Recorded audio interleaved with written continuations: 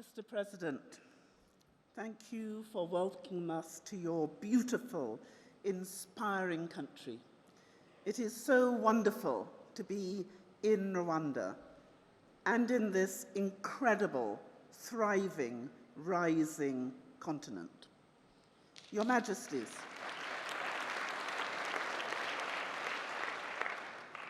Your Majesties, Your Royal Highnesses, Your Excellencies, Honourable Ministers, distinguished guests, friends and colleagues, welcome to Kigali. This CHOGM has been a long time coming. The period since we last gathered together has been marked with sorrow.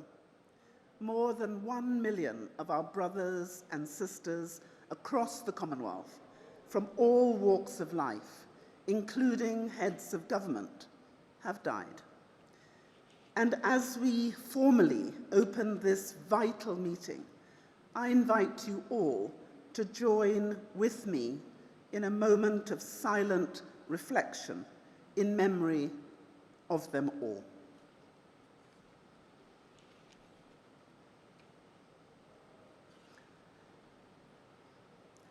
Excellencies, in 1953, Her Majesty the Queen shared her vision for a Commonwealth which bears no resemblance to the empires of the past, to an entirely new conception built on the highest qualities of the spirit of man, friendship, loyalty, and the desire for freedom and peace, an equal partnership of nations and races to which she would give her heart and soul. She has given her heart and soul. In the year of her Platinum Jubilee, with heartfelt thanks and the greatest admiration, we pay tribute to her.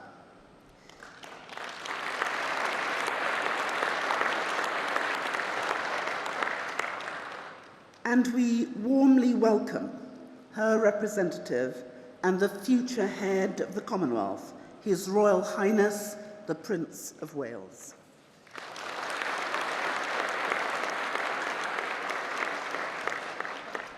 Her Majesty's vision remains the standard against which we judge ourselves as a family of nations. In 1919, at the end of a war which killed millions, during a pandemic which killed millions more, leaders gathered in France, striving for an internal peace. Their quest was noble, but it failed. That failure had profound and devastating consequences. After the horrors and bloodshed of the Second World War, it fell upon a new generation to shape a just and lasting peace, and the international system as we know it today was born.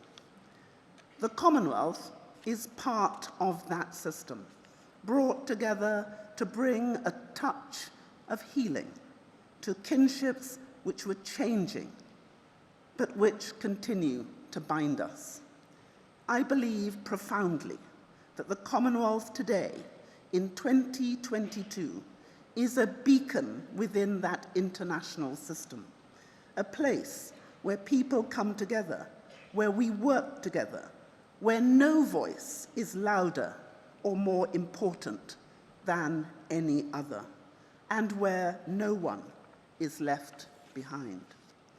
Yes, we have shared interests and practical advantages, but we are the most significant grouping of countries in the history of the world, which is bound, above all, by values which we all aspire to.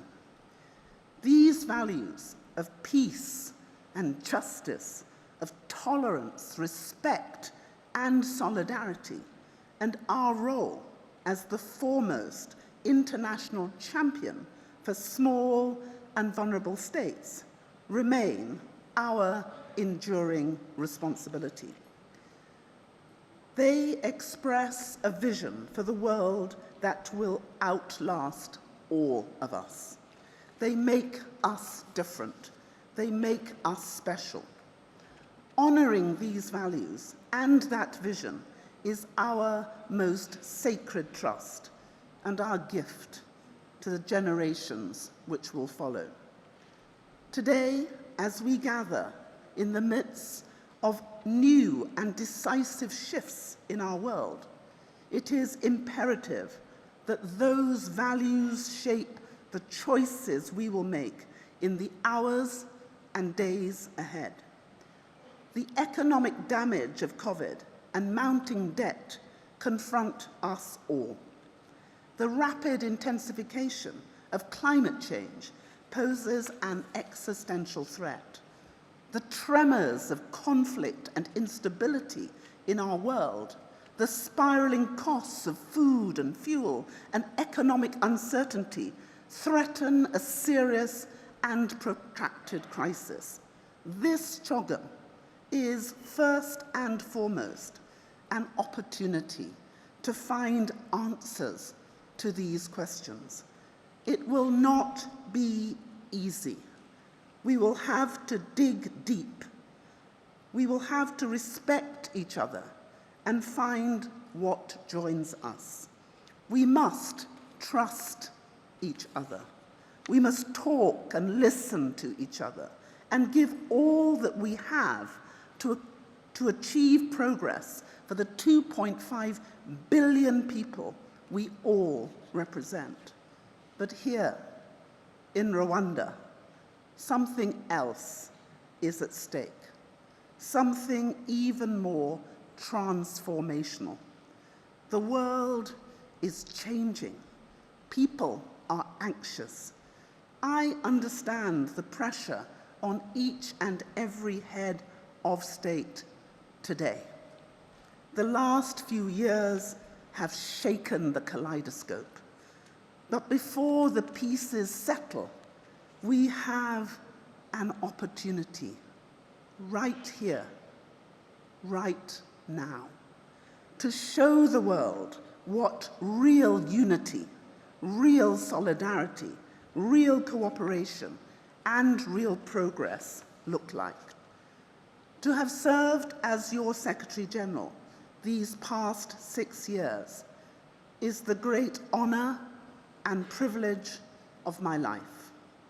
Together, we have been friends in good times and in bad, voices for the voiceless, advocates for development and progress. We have laid the foundations for transformational change, and I am determined that when the role of Secretary General rotates to Africa 2 years from now, I will hand on the baton with a stronger, more effective, more powerful Commonwealth than ever before. I have an unshakable belief that we can take our Commonwealth to new heights, to hold our values ever closer, and to set an example for the whole world. As Her Majesty the Queen has said, it has always been easy to hate and destroy. To build and to cherish is much more difficult.